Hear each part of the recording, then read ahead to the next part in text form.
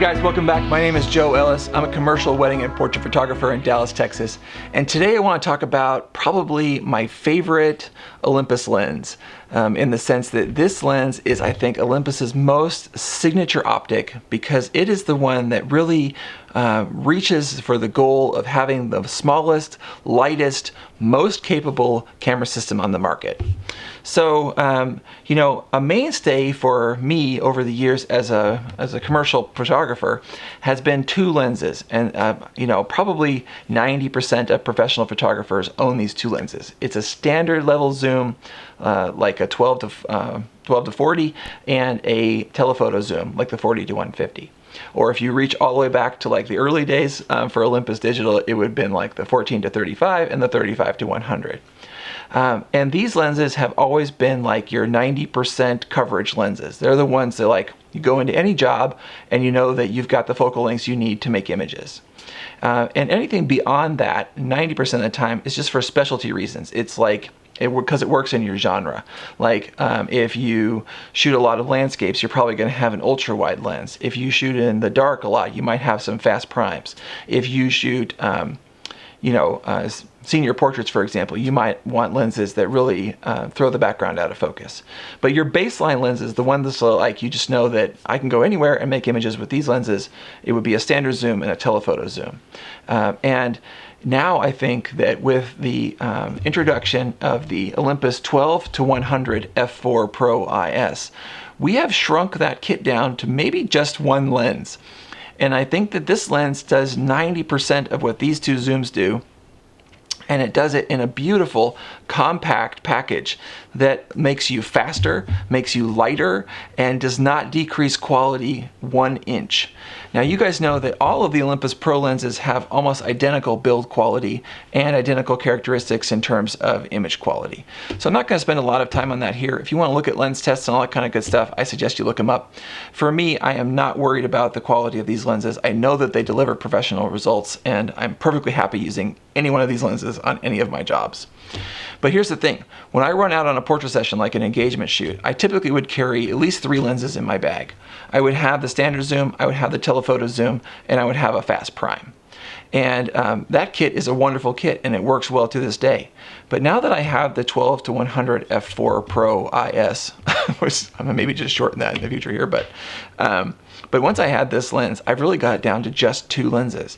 Well, that makes your bag smaller, that makes your bag lighter, and it really allows you to work more quickly. And I think that's a huge boom for a lot of photographers. 12 to 100 millimeters covers 90% of the focal lengths that I would use on any portrait shoot.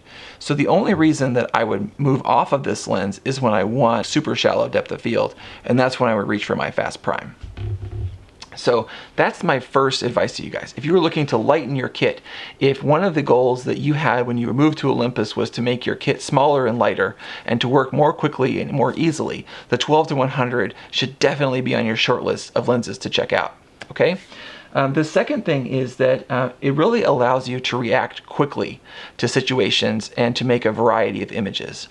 One of the things that I see a lot from photographers when I'm looking through their work or looking at them work is that I'll see that they set up an amazing scene, they work on getting a great pose or a great situation put together, lighting is all set up, and then they only photograph that from one angle.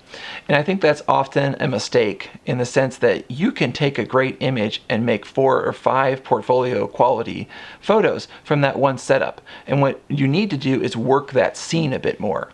So one of the things that's really easy to do with the 12 to 100, and it is with the others too, but even more so with this lens, is that you can vary your focal length, vary where you're standing, and make a variety of images with just one lens. And you can do it super quickly.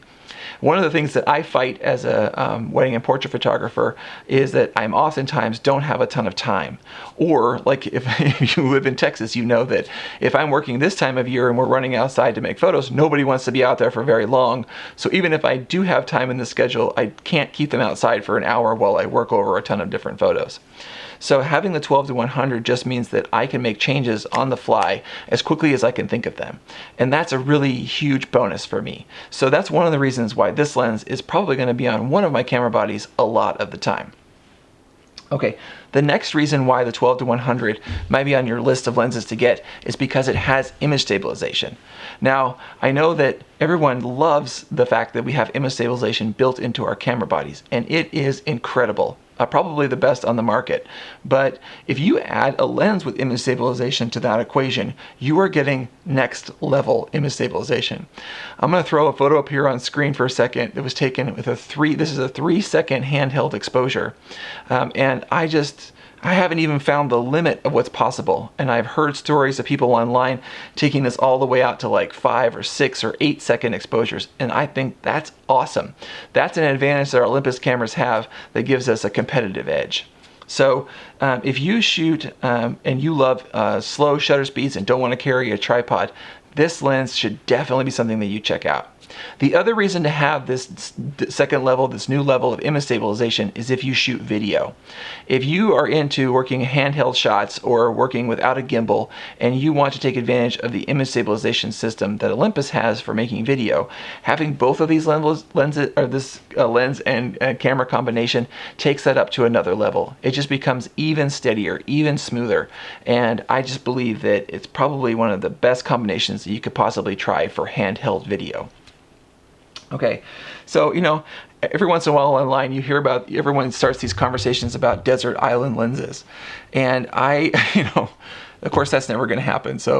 But if I was going to pare things down, like let's say for an ultra light kit for a trip or something like that, to me, unless there was a specific need for something like an ultra wide or a super long telephoto, like for example if I'm going landscaping or if we're going on safari, then of course your kit's going to change.